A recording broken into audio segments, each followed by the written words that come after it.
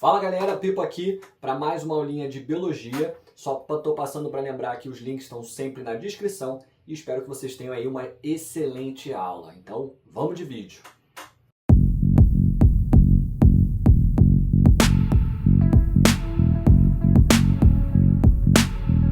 Quatro de sistemática, a gente vai seguir hoje conversando sobre os reinos, que a gente vai introduzir o primeiro reino, o reino mais simples, porém o mais antigo e o mais diverso que a gente tem, que é o reino Monera. Tá? Além disso, a gente vai trabalhar um pouquinho também sobre as doenças causadas por seres desse reino, que são aí as bacterioses, doenças causadas por bactérias. Agora, vamos começar falando um pouquinho sobre esse reino, que é um reino muito diverso, porque hoje a gente viu lá na aula 1 que esse reino foi dividido em dois domínios, o domínio das bactérias e o domínio das arcas. Então a gente tem aí muita diversidade, está associada ao tempo que eles vivem aqui no planeta. É o grupo mais antigo. Então, dado esse tempo que eles vivem aqui, eles evoluíram e mudaram muito ao longo do tempo, e por isso essa diferença tão grande no seu DNA. Agora, são seres simples pelo menos pensando no nosso ponto de vista, né? A gente tem seres aí exclusivamente unicelulares, ou seja, todos vão ter uma única célula, e seres exclusivamente procariontes, ou seja, eles não têm a carioteca, não têm o DNA protegido. Isso pode acabar servindo de vantagem ou desvantagem, dependendo do ponto de vista. São seres muito simples, sim. São seres que não têm seu DNA protegido, mas isso acabou provocando ao longo da vida desses seres muitas mutações. E por isso eles foram evoluindo muito rápido. Evoluir aqui não necessariamente coisa positiva, tá? Vale dizer que a mutação pode provocar danos, a gente vê isso em evolução. Mas eles vão mudando muito rápido, isso é verdade, dado aí que esse DNA não está nem protegido por uma membraninha. Além disso, eles são seres que podem ser autótrofos ou heterótrofos, então vale dizer aqui embaixo ó, que a gente tem dois grupos de bactérias autótrofas. Autótrofo vem da ideia de produzir o próprio alimento, mas eles podem produzir usando duas fontes de energia diferentes. Eles podem acabar produzindo usando de energia química, então a gente vê aqui o caso da Nitrobacter. A Nitrobacter que ela vai fazer a nitratação, ou seja, ela é capaz de converter nitrito em nitrato, e ela não faz isso de graça, tá? Ela vai fazer isso justamente porque é uma reação exotérmica e ela capta essa energia para produzir o próprio alimento. E a gente também vai ter seres fotossintetizantes, que vão usar de energia luminosa para fazer o próprio alimento. É o caso das cianobactérias. Bactérias importantíssimas para a nossa sobrevivência aqui na Terra, porque elas fazem muita fotossíntese, elas vivem nos oceanos, e com isso a gente consegue sobreviver aqui produzindo tanto gás carbônico quanto o ser humano produz, né? Quem acaba tentando equilibrar, porque a gente ainda produz um pouquinho mais do que deveria, a gente vai precisar aí dessas cianobactérias fixando esse gás carbônico fazendo a fotossíntese. Falando em fixação, também são muito importantes porque elas vão vir a fazer também a fixação do nitrogênio, colocando nitrogênio nos oceanos. E além disso, vale dizer que essas bactérias, na verdade os ancestrais delas, é que deram origem aos cloroplastos, organelas que hoje vegetais e algas têm, que vão ser usados na fotossíntese. Então, bactérias muito importantes para vocês conhecerem. E a gente também tem bactérias heterótrofas, como é o caso das decompositoras.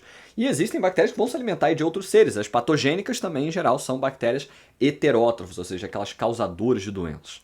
E nesses grupos, gente, é importante que a gente entenda que existem diferentes tipos de metabolismo. A gente fala isso mais em metabolismo energético, mas vale também colocar aqui, uma vez que caiu no Enem recentemente, associando a bactéria.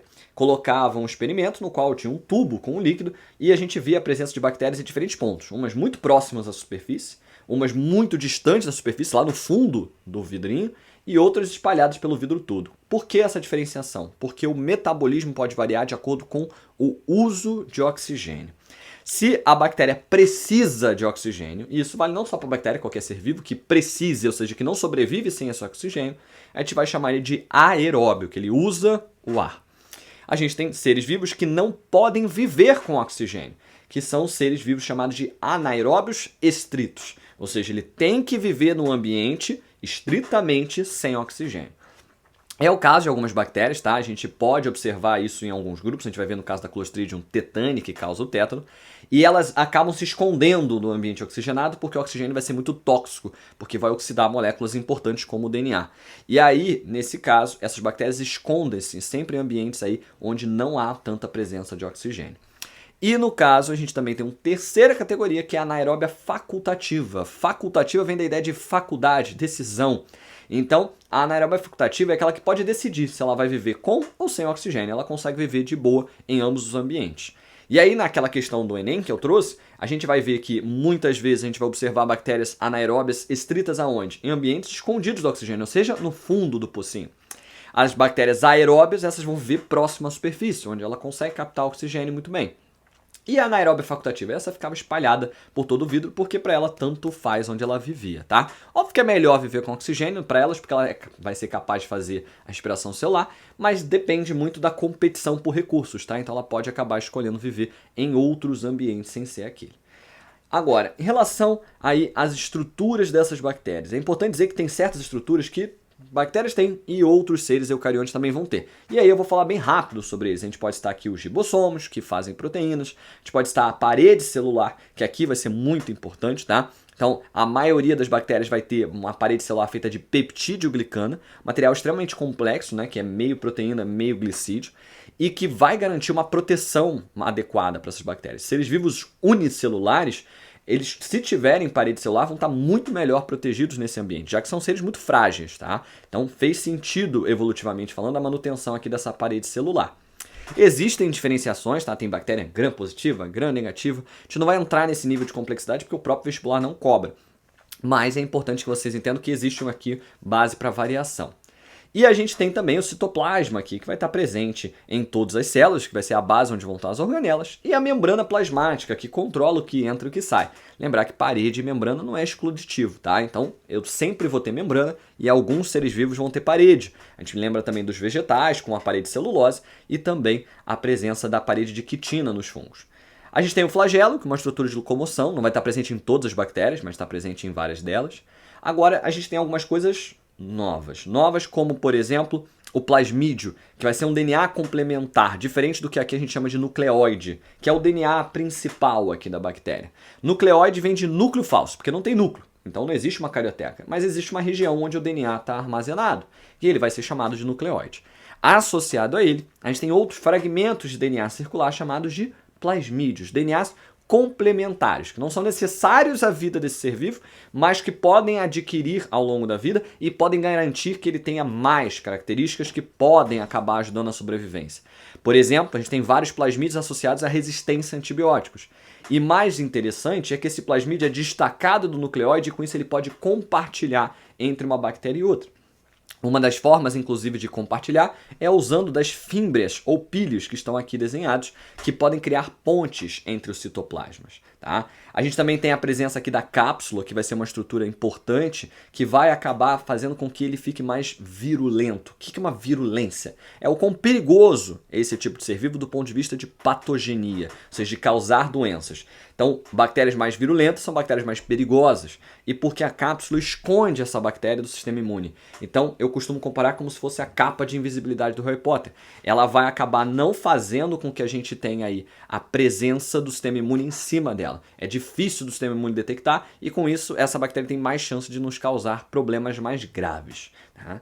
E a gente ainda pode estar aqui o mesossomo que vai ser uma estrutura que vai ter o mesmo papel da mitocôndria. Ela é responsável por fazer a produção de energia em grande quantidade de ATP. Novamente, não é toda bactéria que tem, tá? Então, bactérias, por exemplo, anaeróbias estritas não vão ter mesossomo, porque elas nem fazem a respiração celular. Agora, o mesossomo é só um prolongamento aqui da membrana, onde a gente vai ter uma área onde eu posso ter o fluxo ali dos prótons. É bem interessante ter, porque você vai aumentar a produção energética, vai aumentar aí a capacidade de vida desses seres vivos.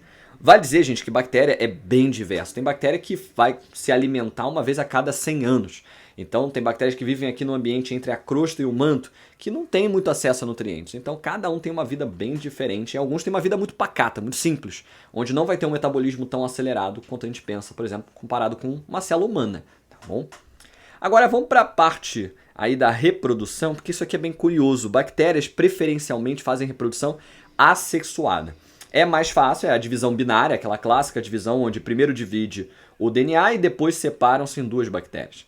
Agora, não é o único tipo de reprodução que elas são capazes de fazer. Elas podem fazer reprodução sexuada, através de 3 formas diferentes. Vale dizer, lembrando que a gente fala isso em reprodução sexuada aqui é meramente troca de DNA. Não estou criando novos seres vivos, mas eu estou criando sim organismos diferentes, porque a bactéria ganha um novo material genético. A forma mais clássica e mais estudada é a conjugação, que é a troca de plasmídios via pílis ou fímbrias. Então é aquela ponte entre os dois citoplasmas, onde essa bactéria vai duplicar esse material genético, esse plasmídio, e vai compartilhar com a bactériazinha aqui ao lado.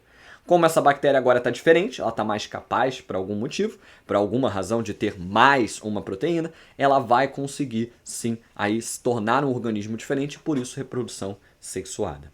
Agora tem uma que é muito curiosa, que é a transdução, que a gente pouco conhece, que é a passagem de DNA via bacteriófagos, que são vírus de bactérias. Muitas vezes esses bacteriófagos não são ruins, tá? Podem ser, mas alguns vão ser bons, vão apenas compartilhar material genético, ajudando essas bactérias. Agora, como acontece, por que acontece, a gente ainda não compreende muito bem. E tem até a transformação, que é a coisa mais louca que eu já vi, que é basicamente a bactéria roubar de outra. Ela pode encontrar uma bactéria morta, que já não vai fazer mais uso de um plasmídio ou de uma cápsula, ela vai lá e pum, ela pega, tá? Ela rouba e incorpora esses fragmentos de DNA ao longo da sua vida. É bem curioso porque faz muito sentido, né? A gente tem ética como humano, então a gente não pega as coisas dos outros ou de pessoas que já vieram a falecer. Mas bactéria não tem ética, né? Então eu costumo brincar que se você visse um casaco maneiro na rua de uma pessoa que não está mais viva, se você fosse olhar, você obviamente não faria essa atrocidade de roubar. Mas porque a gente tem um contexto e a gente tem ética, a gente sabe que não pode roubar das pessoas. Para a bactéria não existe isso, então ela vai sim pegar porque vai ser vantajoso para ela, tá bom? Agora, existem também outros grupos, tá, que a gente pode citar de bactérias que eu ainda não comentei, que seriam o micoplasma e a arqueabactéria, tá? Cianobactéria a gente falou bastante, né? Então são bactérias capazes de fazer fotossíntese.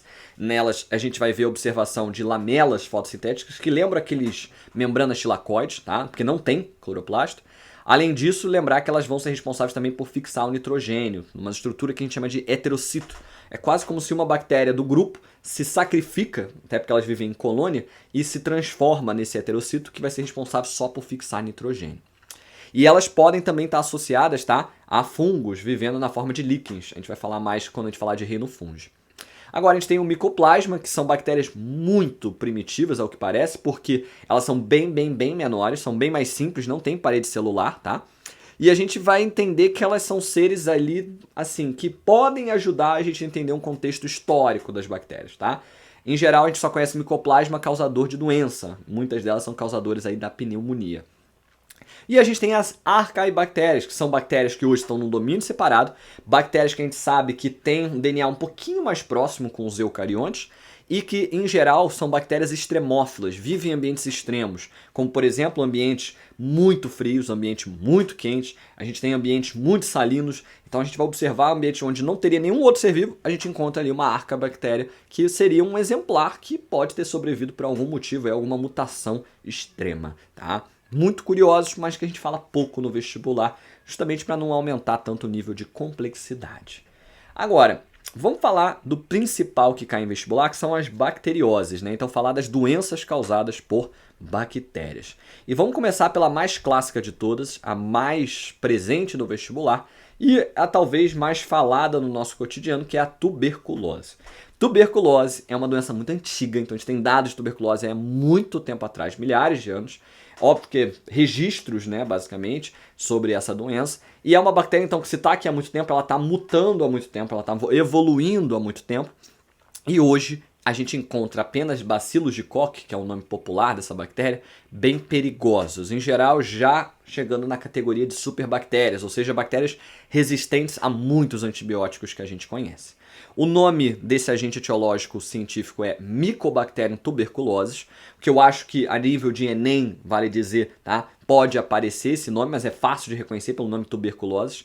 E a nível de UERJ, FUVEST, Unicamp, há muito tempo não cobram nome científico para você escrever, mas vale a pena você, pelo menos, saber reconhecer, tá? Ela tem aí uma forma de transmissão respiratório-salivar, lembrando que significa que é contato com gotículas de saliva contaminadas. Assim como eu falei lá em virose, numa prova discursiva, vale a pena você colocar de forma mais completa. Então, contato com gotículas de saliva contaminada com pele ou mucosa.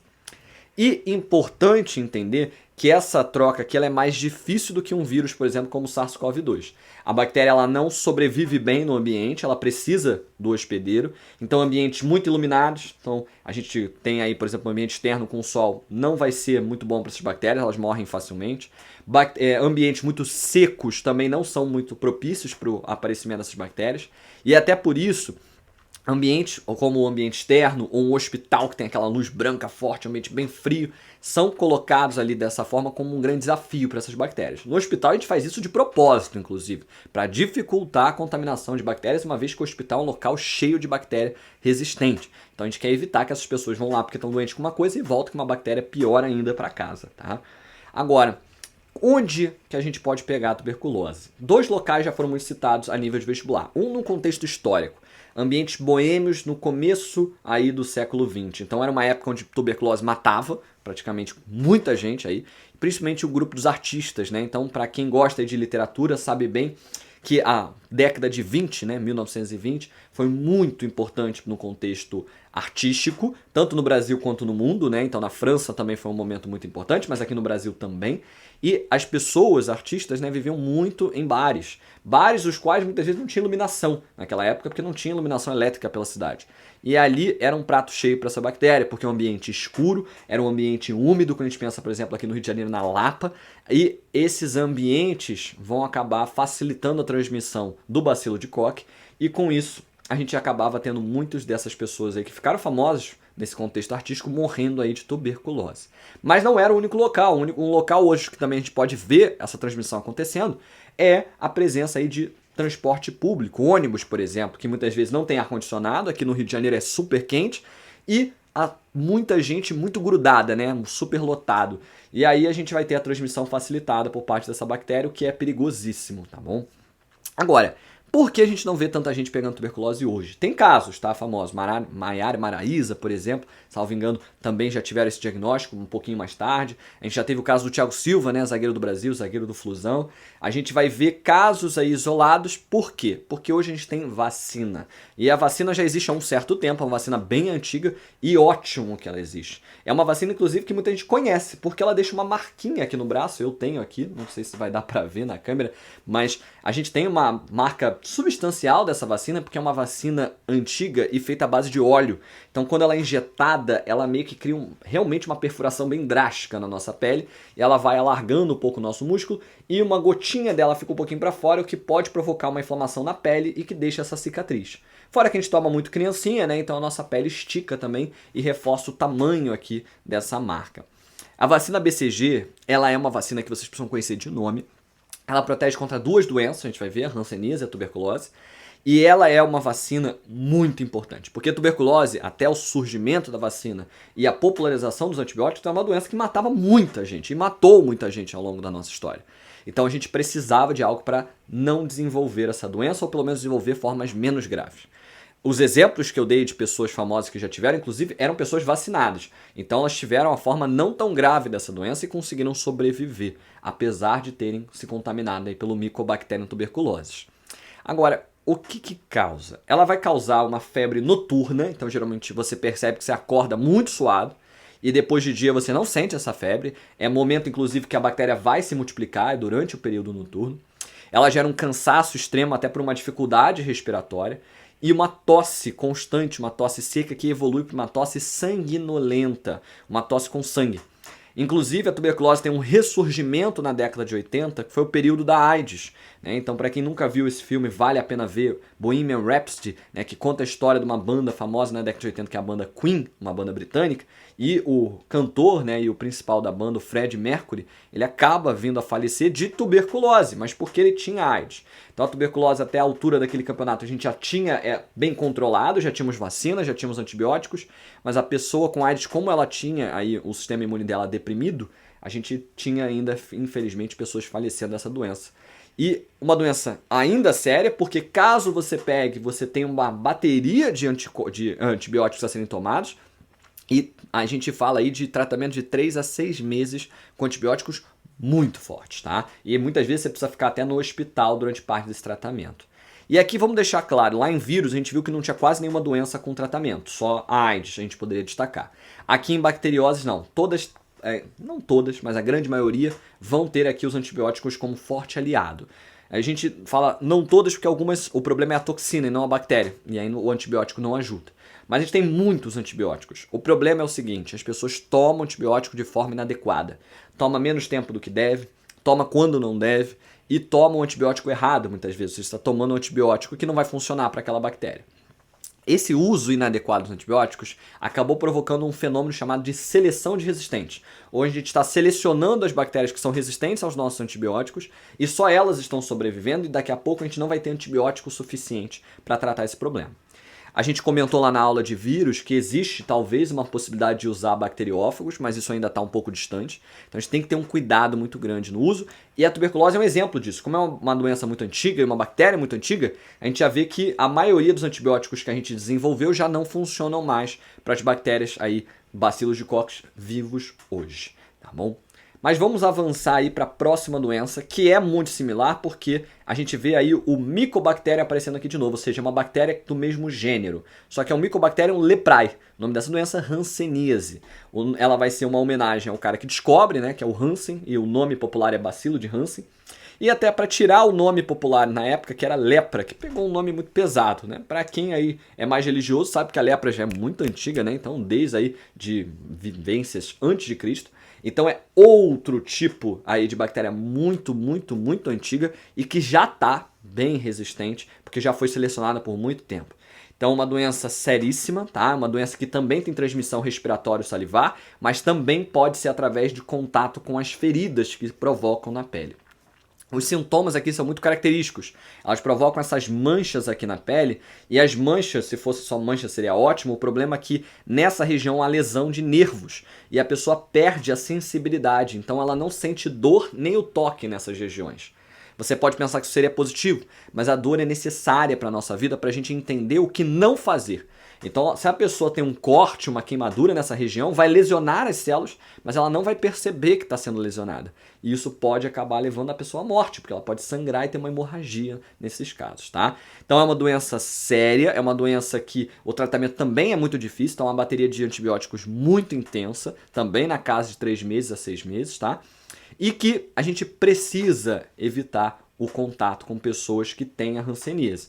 Na época, tá, onde a gente não tinha antibióticos, eu não tinha nenhum tipo de vacina, as pessoas realmente ficavam reclusas, porque era uma doença muito séria, mas hoje a gente consegue incentivar o tratamento e incentivar a vacinação. Então hoje tem muito pouco caso, ainda bem, né, mas justamente por causa aí da vacina BCG. A higiene pessoal ajuda também, a gente evitar, mesmo o caso da tuberculose, porque a gente tem uma transmissão interpessoal, mas é principalmente o uso da vacina BCG. Caso a pessoa pegue, lembrando, tratamento antibióticos.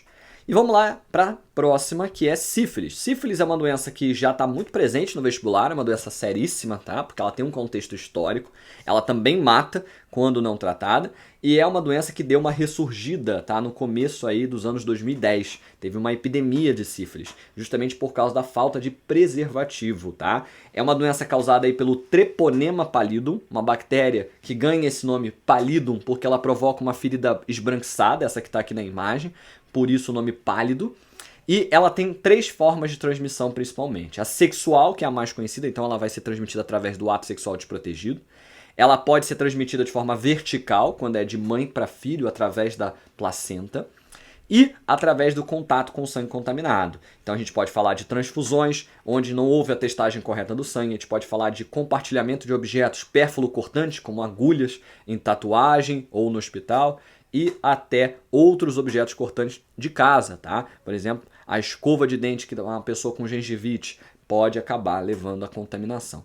É mais difícil, mas em geral a gente vai ver aí também essa possibilidade. Em relação aqui à profilaxia, a gente vai observar principalmente o contrário do que a gente observou aqui na tuberculose e lá na hanseníase, que a gente resolvia com vacina, uma vacina já popular. Não temos vacina para sífilis. Então a profilaxia tem que estar muito atrelada aqui à forma de transmissão. Para evitar o contato sexual desprotegido, use preservativo. Para evitar o contato com sangue contaminado, testar o sangue doado por parte dos hospitais e o uso de seringas descartáveis sempre, tá? E no caso da vertical, sempre fazer um acompanhamento pré-natal para que a mulher grávida descubra antes se está com sífilis para que ela possa iniciar o tratamento, porque pode levar até a morte do feto, tá? Antes mesmo do nascimento. Agora, quais são os sintomas da sífilis? A sífilis é um tipo de doença bacteriana crônica. Ela começa com uma coisa muito simples, que são essas feridinhas que aparecem, mas desaparecem depois de alguns dias. E a pessoa muitas vezes fala assim, tranquilo, né? Era só um negócio que apareceu, já desapareceu, já resolveu.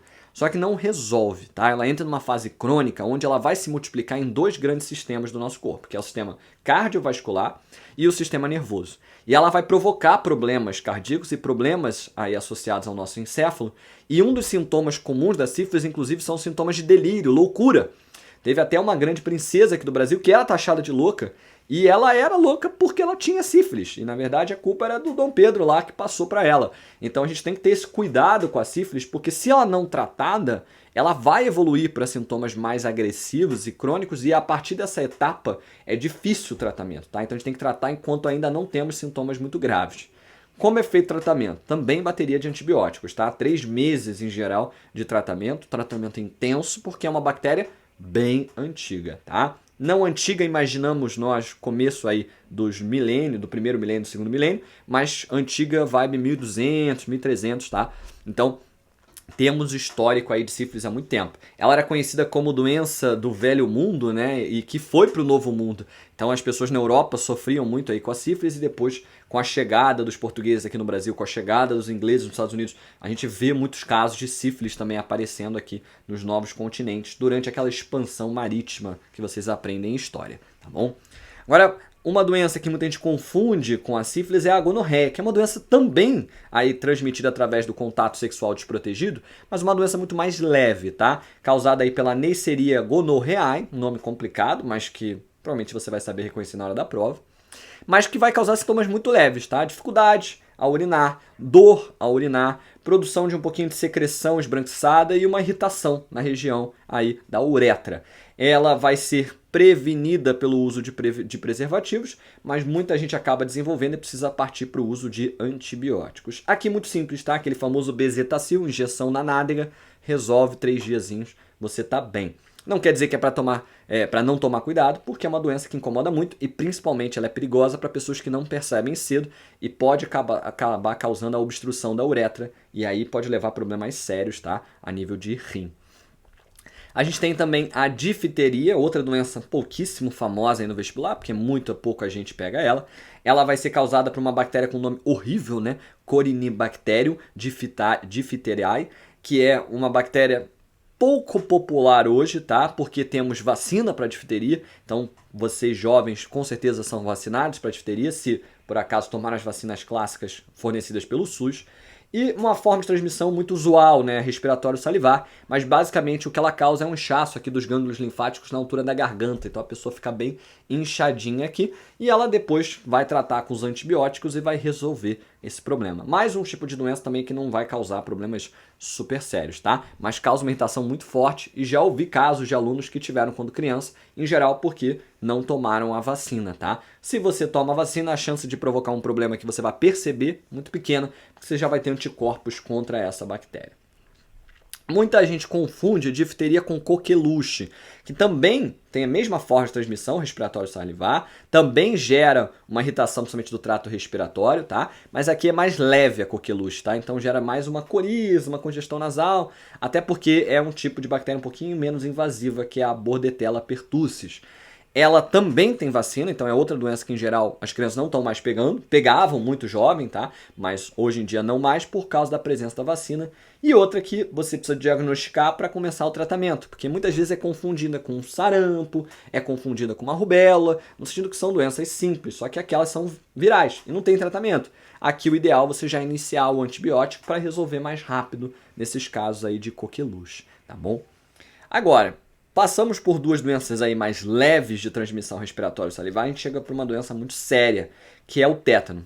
O tétano ela vai ser causado aí por uma bactéria perigosa chamada de Clostridium tetani. A gente vai ver outra doença causada por Clostridium, que é um gênero que tem a capacidade de formar esporos, ou seja, ela modifica a sua estrutura para reduzir o metabolismo e ficar mais protegida no ambiente.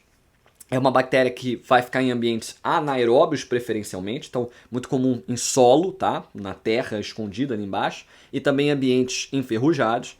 E o tétano aqui é uma doença muito séria porque ela é letal, tá? Então ela pode levar a óbito e a gente tem que tomar muito cuidado e por isso que existe vacina para a gente se proteger dessa bactéria, tá? Como que a Clostridium tetani pode chegar até a gente? Basicamente, a contaminação de ferimentos profundos. Ela precisa de ferimentos profundos por ser anaeróbia estrita. Então, ambientes superficiais, qualquer cortezinho leve, não vai conseguir ter uma proliferação dessa bactéria porque ela vai se manter esporo, uma vez que é um ambiente inadequado para a sua reprodução. Tá? Agora, qualquer ambiente onde você precisou de ponto, é importante que você tome. Inclusive, tem um amigo meu que pegou numa viagem para Angra, e muito louco, assim, sinceramente, ele vai se cortar na praia no primeiro dia que a gente chega e ele opta simplesmente por voltar para casa. O tio dele era médico, então ele fala assim, eu vou resolver aqui, meu tio dá uma costurada e a gente vai pra festa.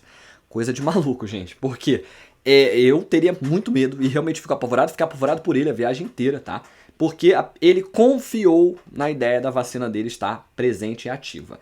A vacina antitetânica ela faz parte, tá? Então, da vacinação gratuita, pública e obrigatória, na qual a gente precisa se vacinar a cada 10 anos. E por isso me deixou muito nervoso, porque a gente toma a primeira dose quase quando nasce, a segunda mais ou menos aos 10, 11 anos, e a terceira dose é a mais perigosa delas, porque a gente deveria tomar aos 20 anos, que era mais ou menos a idade que eu e meu amigo tínhamos na época. Só que é a primeira vacina que o jovem toma por conta própria, porque o pai não fica em cima, fala, vai tomar vacina. Então muita gente esquece. E ele falou, não, eu tomei com certeza. E eu fiquei muito preocupado, tá? Mas por sorte tá vivo até hoje, ele resolveu. Ele ficou a semana inteira que a gente ficou lá sem tomar a vacina, e que é um risco, tá? Porque o certo, o procedimento adequado é se você se cortar a nível de ter um corte profundo, você deve ir a um hospital, um pronto atendimento, onde o médico ou a médica vai suturar, mas ele vai te dar uma anestesia, o que é ideal para suturar, porque dói a beça, e principalmente ele vai te dar um soro antitetânico. Para quê? Para caso você tenha se contaminado, esse soro vai conter anticorpos contra a toxina tetânica, tá? Mas ela só funciona cedo, ou seja, esperar 7 dias como meu amigo fez seria loucura, porque ele já poderia estar tendo sintomas bem mais graves. Como é que evolui essa doença? Nos primeiros dias ela causa só uma dor local no ferimento e uma vermelhidão ali em volta, mostrando que infeccionou. Até essa altura você consegue tomar o soro, tá? 1, 2 dias. Mas a partir do terceiro dia a gente vai evoluindo para espasmos musculares que vão evoluir depois para uma paralisia. E eventualmente a pessoa morre porque todos os músculos do corpo se contraem ao mesmo tempo. O que a gente chama de tetania. A pessoa morre, não dá nem para botar no caixão, porque o corpo dela fica todo duro num formato peculiar, tá? E é uma doença muito, muito dolorosa, tá? Então não é uma morte fácil, é uma morte realmente complicada e por isso a gente precisa evitar esses casos, tá, gente? O ideal é você manter a sua vacinação sempre em dia, então de 10 em 10 anos, e mais do que isso, você também, sempre que tiver um corte profundo, sempre buscar ajuda médica para tomar o soro tetânico para evitar qualquer tipo de risco que você possa ter, tá? Não sejam que nem meu amigo maluco de não tomar o soro tetânico. E outra doença que é similar em parte é o botulismo. O botulismo é causado pela Clostridium botulinum, que é então do mesmo gênero, também prefere ambientes aí anaeróbios. Nesse caso, ela opta por outra região. Como ela tem uma transmissão fecal-oral, ou seja, ela vai ser transmitida aí a partir de um ambiente onde as fezes estão contaminadas, mas vão acabar parando no nosso alimento ou na nossa água. Só que a água é um ambiente oxigenado, então ela não prefere tanto. Ela vai preferir principalmente alimentos. E alimentos envasados, palmito, azeitona, champignon, locais onde a gente não vai ter muito oxigênio. Aqueles envasados, eles duram muito tempo porque não tem oxigênio ali dentro do vaso para que você possa evitar a proliferação de bactérias que poderiam decompor aquele alimento. Só que, por outro lado, é um ambiente que é ótimo para Clostridium botulinum. E ela se esconde ali e vai se multiplicando ali. Quando você come esse alimento que estava contaminado, você acaba recebendo essa bactéria. A tetane, gente, ela vai produzir uma toxina que vai provocar aqueles espasmos musculares e a contração, que é a toxina tetânica. Aqui a Clostridium botulinum, de novo, não é a bactéria que é problemática. É, de novo, a toxina botulínica. E por isso que tanto no tétano quanto no botulismo, a gente não vai ter a presença aqui de antibióticos no tratamento, porque a bactéria em si não vai nos fazer tão mal, e sim a presença da toxina. A toxina aqui, diferente do que a toxina tetânica faz de contrair e não deixar o músculo relaxar, ela faz o oposto, tá? Ela vai relaxar o músculo e não deixa ele contrair, fazendo com que a gente tenha uma morte por, de novo, asfixia, você não consegue respirar, o diafragma não vai conseguir te ajudar a fazer a ventilação pulmonar. Ela começa principalmente com sintomas no intestino, porque é lá que ela vai acabar entrando. Então ela provoca dores abdominais e uma dificuldade de deglutição, engolir as coisas, e uma dificuldade da passagem do alimento, uma prisão de ventre muito forte, porque o peristaltismo vai acabar sendo interrompido, tá? Mas depois ela vai evoluir também para paralisias, uma visão dupla, geralmente um tique aqui na região do olho e, eventualmente, pode levar a óbito, tá? Agora, a gente trata isso como? Principalmente com soro contra a toxina. Então tem que ser descoberto cedo novamente, não deixar as paralisias acontecerem e entrar com soro quanto antes, o soro que vai ser contra a toxina botulínica. A gente tem poucas pessoas falecendo de botulismo, tá? Na verdade, eu já fiquei nervoso várias vezes por ter botulismo, principalmente quando eu aprendi o sintoma do olho, e aí estresse também provoca isso, então vai saber. Mas é bom vocês evitarem qualquer tipo de envasado ou enlatado que esteja estufado, tá? Então, se tiver levemente estufado, por favor, não compre, não coma, porque pode ser sim um local aí da presença da Clostridium botulinum. Agora, a gente entendeu que essas toxinas, elas tinham uma ação muito direta, né? Contração, relaxamento de músculo. E os médicos descobriram um potencial para essa toxina, né? Ela é perigosa, porque ela sistemicamente ela vai poder provocar a falência respiratória, né? Você não vai conseguir respirar. Mas em pequenas doses a gente vê um potencial médico, que é justamente o Botox. Então, Botox vem de botulismo, porque é a toxina botulínica em baixas concentrações que é injetado diretamente em certos músculos, como na testa, para que a pessoa não contraia eles, então se mantém relaxado. Eu sempre comento aqui que, gente, eu acho essas coisas de Botox uma coisa de maluco. Porque nada contra quem faz uso, eu acho que sim, as pessoas gostam de se preocupar com a estética, mas é perigoso você colocar uma toxina como essa no seu corpo. Se a gente está falando de um médico treinado, ou um biomédico, ou até um dentista treinado, beleza, não vai afetar o nervo. Mas é um tipo de procedimento muito arriscado de fazer em qualquer lugar, tá? E além disso, eu costumo valorizar isso aqui, gente. Essas ruguinhas que aparecem aqui quando a gente faz certos movimentos ajudam na expressão. Então elas vão dar ênfase muitas vezes no que a gente está falando e vão ajudar a pessoa a entender o que você está passando. Então não tenham vergonha de pequenas rugas no rosto, porque isso na verdade não é uma coisa só de idade. Isso tem a ver também com a nossa, assim, basicamente habilidade de fala, habilidade de oratória e um quão carismático a gente pode parecer para as outras pessoas. A pessoa às vezes que não tem esses movimentos, ela pode parecer uma pessoa muito séria, não tão carismática, tá? Olha que loucura, às vezes a gente muda tanto, né, o nosso corpo sem nem pensar nas consequências. Mas é isso. Sobre botulismo, é uma doença hoje pouco falada, mas que o vestibular hoje, quando traz muito relacionado com essa questão do Botox, que foi uma estratégia interessante aí da medicina para usar uma toxina de uma bactéria patogênica para um tratamento meramente estético, tá? E a gente passa para a próxima, a leptospirose, uma doença famosa associada a roedores, que nem o nosso camundongozinho está aqui. Ela é causada pela bactéria Leptospira, e tem várias espécies associadas, por isso esse SP, porque eu não vou colocar a única espécie aqui causadora, são vários. E ela tem uma forma de transmissão bem curiosa, ela é o contato com a urina de roedores contaminados, tá? Então, basicamente, se você tem um roedor que tem a bactéria presente no seu sistema, ele vai eliminar na urina a bactéria, e se a gente tiver contato com essa urina, a gente vai acabar pegando a leptospirose. Você pode dizer, pô, quando que eu vou ter urina de rato? Dois cenários possíveis. Primeiro, as latas, né, que acabam tendo a urina do rato, porque ficam nesses grandes armazéns. Por isso é bom higienizar. Porque se tem contato com mucosa, como é a pele interna aqui da boca, você pode pegar a leptospirose. E em casos de enchentes, porque aí a urina dos ratos que vivem nos esgotos podem acabar subindo junto com essa água. E se você tiver um ferimento, pode acabar se contaminando. Inclusive, tive um amigo que trabalhou comigo que já desenvolveu e eu dei muita sorte, porque eu acabei escapando dessa. Essa foi uma doença muito, assim, perigosa, porque ela te deixa muito mal, tá? Você fica com os olhos avermelhados, você fica bem mórbido, então você fica com calafrios fortes, dores musculares e de cama por alguns dias, tá? Tem tratamento, então a gente fala aí de uso de antibióticos, mas como que eu escapei? Basicamente um dia louco de chuva, quando eu estava começando a trabalhar, voltando de ônibus para casa, e a gente tem uma rua travada porque encheu demais. O motorista do ônibus, de início, ele falou, não vou passar, e do nada ele foi que nem um maluco. E aí passou quase entrando água pela janela, então assim, olha o nível de água. Só que ele, depois de passar por essa loucura toda, ele encontra uma paredão de água ainda maior. E aí ele desiste de ir. Ele fala, não vamos. E eu torcendo para que ele voltasse, mas ele falou, não posso voltar, porque senão vai estragar o ônibus. A gente mal sobreviveu àquela primeira passada. Conclusão, fiquei parado num bairro que eu não conhecia, esperando a água baixar.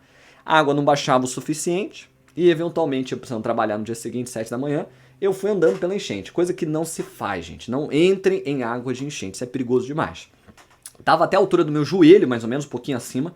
Então eu fui que nem um maluco, podia ter caído num bueiro, podia ter sido eletrocutado. Por muita sorte, estou aqui vivo. E eu e meu amigo fazendo isso. Só que a gente deu sorte, em parte, no início, porque a gente não tava com nenhum ferimento. Então por isso que eu resolvi arriscar. Então eu sabia que não me contaminaria, porque não tem mucosa ali do joelho para baixo. O problema é que a gente poderia se cortar ali no meio. E foi o que aconteceu com meu amigo. Ele, no dia seguinte, acordou bem mal, me ligou para ver como é que eu tava. E achando que eu também poderia estar. Só que eu falei que não, e eu tava bem, tranquilo, como se nada tivesse acontecido. Joguei fora todas aquelas roupas, porque, meu Deus, imundas, né? Agora, era uma loucura muito grande, porque no caso dele, ele acabou rasgando o pé dele, um corte não muito profundo, leve, mas em alguma coisa ali embaixo. E aí a água entrou e tinha a Leptospira sp naquela água, tá? E aí você vai dizer, ah, mas azar de ter a Leptospira ali? Não, gente, quando a gente fala de cidade, tem roedor e tem Leptospira nesses roedores. Então, é muito arriscado você sair em enchente. Então, evitar qualquer contato de água com enchente. Quando a gente pega casos aí drásticos, já rolou em Petrópolis, já rolou lá em Porto Alegre, de chuvarada que entope a cidade toda, não tem como fugir muitas vezes. Mas aí você já tem que ficar de olho para os sintomas da leptospirose. Não é uma doença letal, mas é uma doença que vai te deixar bem mal, tá? Então tem que tomar muito cuidado. Próxima doença, uma doença que pouco se fala, mas todo ano vem um caso, geralmente em cidade interior, e fala-se muito porque é uma doença letal, que é a febre maculosa. A febre maculosa ela é causada por uma bactéria que tem um nome muito engraçado, né? Rickettsia rickettsii. Ela é transmitida através desse carrapatozinho que está aqui, ó, que é o carrapato estrela. Então, ele é o vetor, então se ele picar o indivíduo, pode ser um animal, inclusive, que tenha aí a bactéria Rickettsia rickettsii, ela pode acabar transmitindo para você. Então ela é uma doença comum no interior, principalmente para pessoas que andam a cavalo, que pode ter a presença do carrapato estrela, e se ele acabar te picando e ele estiver contaminado, você também vai ter a presença agora dessa bactéria. Ela é uma doença séria, porque ela causa uma febre muito forte, uma dor de cabeça muito forte, e até erupções na pele, e ela pode levar a óbito bem rápido, tá? Às vezes 7 dias. Principalmente porque é difícil o diagnóstico, a pessoa não suspeita de febre maculosa, a não ser que tenha tido um caso recente na região, tá? Então muito cuidado aí no caso de hotel fazenda, essas coisas, ou até se você vive no interior, para sempre usar vestimenta correta quando você vai andar a cavalo, que é sempre uma calça, né? Para evitar o contato com esse carrapato estrela, tá bom? Agora, profilaxia nesse caso, a gente tem vacina, mas vacina em geral que é dada aos animais, não aos humanos, e combate ao vetor. Então, para quem tem aras ou vive em ambientes onde tem cavalo e tem outros animais, é importante sempre fiscalizar e ver se eles estão com carrapato ou não, até pelo bem do próprio animal, né, gente? Porque o carrapato vai ser um animal que vai ficar sugando o sangue dele. Caso pegue, caso descubra a tempo, o tratamento é feito com antibiótico também e consegue tratar, tá?